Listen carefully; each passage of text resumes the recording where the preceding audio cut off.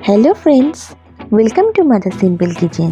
আশা করি যে যেখান থেকে আমার ভিডিওটা দেখছো, কাছে দূরে দেশে বিদেশে সবাই ভালো আছো। আজকে আমি তোমাদের সঙ্গে শেয়ার করবো ব্রেডের মিল্ককেক রেসিপি। দেখো, এর জন্য আমার দরকার ব্রেড। আমি এখানে 7 পিস মতন ব্রেড স্লাইস নিয়েছি। ব্রেড স্লাইসগুলোকে আমি এখানে পিস করে নিচ্ছি। এই রেসিপিতে খুবই ইজিলি আমি মিল্ককেক বানিয়ে নিতে পারি। এখানে আমি কোনো দুধের গুঁড়ো ব্যবহার করছি না, না ছানা না খোয়া, কোনো কিছু ছাড়াই আমার মিল্ক ব্রেডটা তৈরি হয়ে যাবে। খুবই ইজিলি বানাচ্ছি। দেখো, এখানে আমি ব্রেডগুলো কেটে পিস পিস করে নিয়েছি, সাইডটা কাটার কোনো দরকার নেই। এবার একটা মিক্সিং জারে আমি এগুলোকে নিয়ে পাউডার করে নেব। দেখো, আমি মিক্সির মধ্যে দিয়েছি, যতটা হাঁটে আমি একবারে করে 2-3 বারে করেছি। এটাকে ভালো করে বেশ পাউডার মতন গুঁড়ো করে নিতে হবে। দেখো, যেরকম ব্রেড ক্রাম করা হয় সেরকমভাবে করে নিচ্ছি। এখানে দেখো পুরো আমার পাউডার মতন হয়ে গেছে। এবার আমি এখানে কড়াইতে এটাকে জাস্ট ড্রাই রোস্ট করে নেব। রোস্টটা করার সময় খেয়াল রাখতে হবে, কনস্ট্যান্ট নাড়তে হবে, নাহলে পুড়ে যাবে, এটা খেতে ভালো লাগবে না। দেখো, আমি ভালো করে নাড়ছি আর একদম ড্রাই রোস্ট করে নিয়েছি। খুব সুন্দর, যখন ব্রাউন ব্রাউন কালারটা হয়ে যাবে, একটা সুন্দর গন্ধ আসবে, তখন বুঝবে তোমরা এটা হয়ে গেছে। দেখো, এখানে আমি সুন্দর করে ভালো করে ভেজে নিচ্ছি। আর যতক্ষণ না কালারটা চেঞ্জ হচ্ছে ততক্ষণ আমি রোস্ট করব। বেশ সুন্দর কালারটা চলে এসছে। দেখো, এবার আমি এটাকে রেখে ঠান্ডা করে রাখতে হবে। দেখো, কালারটা বেশ সুন্দর হয়ে গেছে, ব্রাউন ব্রাউন এসে গেছে। আমি এটা রেখে দিচ্ছি। এবার কড়াইতে আমি এখানে চিনি নিচ্ছি। এখানে আমি কিছুটা চিনি নিয়ে নিয়েছি, 1/2 কাপ মতন। এবার তার মধ্যে আমি অ্যাড করছি 1 টেবিল স্পুন মতন জল। এখানে আমার জলটা দিয়ে চিনিটা হালকা নাড়িয়ে নেব। এখানে 1/2 কাপ চিনি আমার আছে, প্রায় 50 গ্রাম মতন চিনি নিয়েছি। নিয়ে আমি এখানে দেখো কিছুক্ষণ পর যখন এটা বেশ বাবলস হচ্ছে, আমি তারপর একটু হালকা নাড়িয়ে নেব।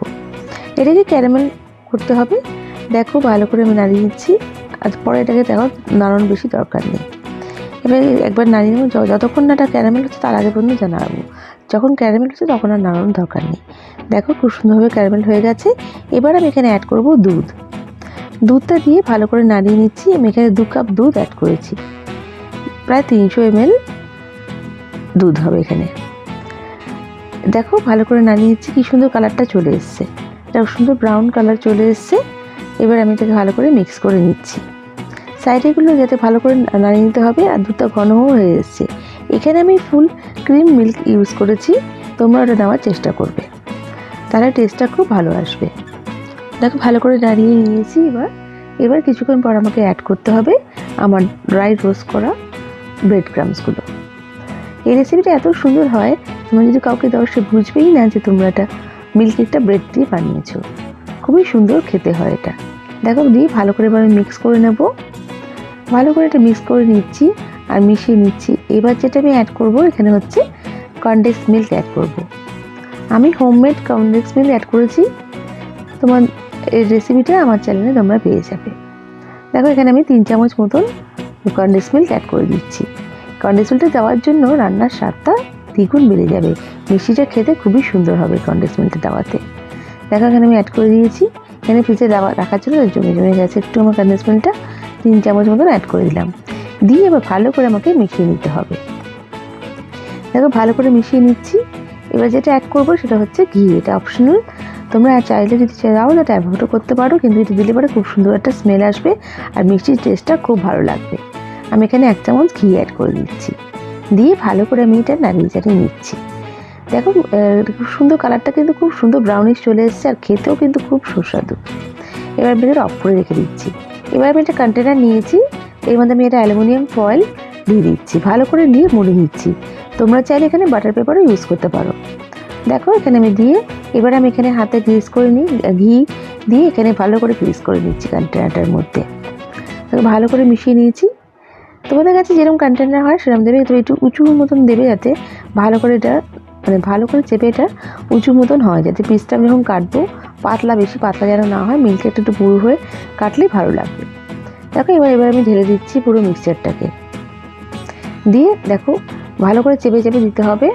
আর দিয়ে আমাকে ভালো করে চেপে একটা শেপে নিয়ে আসতে হবে কন্টেনারটা। এই যেরকম তোমার শেপ দেবে সেরকম এটাই শেপ হয়ে যাবে। তোমরা চাইলে রাউন্ডও করতে পারো বা যেরকম তোমাদের মনের মতন করে নিতে পারো। দেখো, আমি এখানে ভালো করে দিয়ে দিচ্ছি। দিয়ে ভালো করে চেপে চেপে আমি রেখে দিচ্ছি।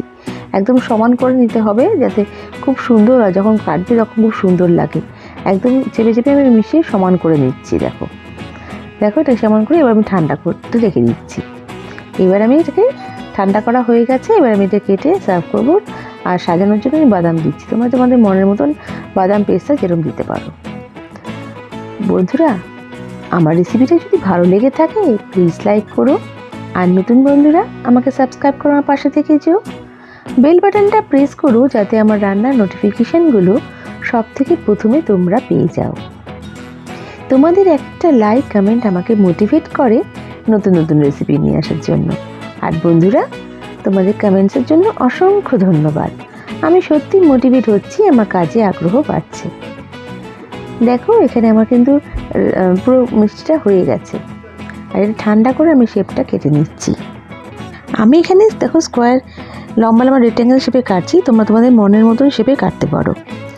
আর এখানে দেখো ঠান্ডা হওয়াতে এটা বেশ সুন্দরভাবে কাটা যাচ্ছে। আমি এখানে কাজু বাদাম দিয়ে দিচ্ছি।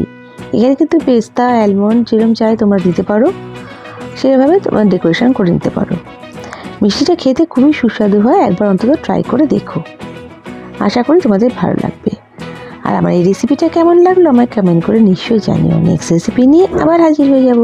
তোমরা সবাই ভালো থেকো, সুস্থ থেকো। বাই।